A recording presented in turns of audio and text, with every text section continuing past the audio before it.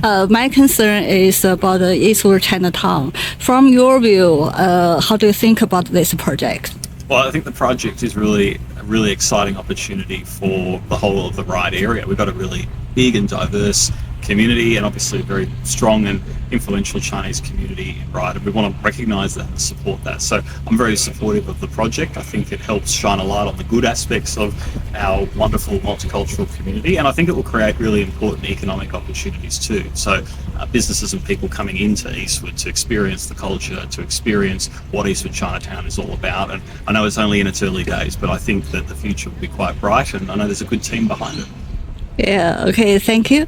So you think this project will help local business and community diversity, right? I do. I think if you look at other examples in other parts of Sydney where they've embraced particular cultural themes, there is always a strong appeal for people outside the area. So if you're one of the lucky businesses that's already in Eastwood, I think that will provide a boost. And I think if you're somebody looking to establish a business, a place that has that cultural thematic, program like Eastwood Koreatown or Eastwood Chinatown or Koreatown, as is the case on the other side, we've seen from that example that it has some boost. So being able to replicate that in our backyard is just smart business in my view, and I think that that is something that people out there who are thinking about business might want to take into consideration when they're thinking about where they want to open up.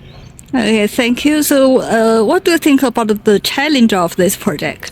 I think the challenges are that, like anything, there's lots of different views about how to achieve a good outcome, and people have different perspectives, different opinions, and just different preferences. So I think what is important is using the evidence we know from other examples that work on how to move forward in a way that will actually create the outcomes that businesses and the community are going to want. I also think the other challenges are navigating all the different levels of government. Obviously there's federal funding that's been provided, there's state support as well, and I'm a state MP, so I have that interest. There's obviously local council considerations, and then the local individual landowners and businesses. So it's a lot of different stakeholders, it's a lot of different levels of approval and authority, and that can create complications. But when you have a good idea, it should be able to get through all of that process, and I think that's why you need good supporters, and I'm certainly one of them, because if I can help navigate that, I would want to. But other than that, I think there's more upside than down, but you've got to be realistic that there might be some challenges along the way. Great. One last question, probably a little bit difficult. Sure. Do you think government should give us more support? Oh, well, of course. As the member for Ryde, I'm always saying they should be giving more support.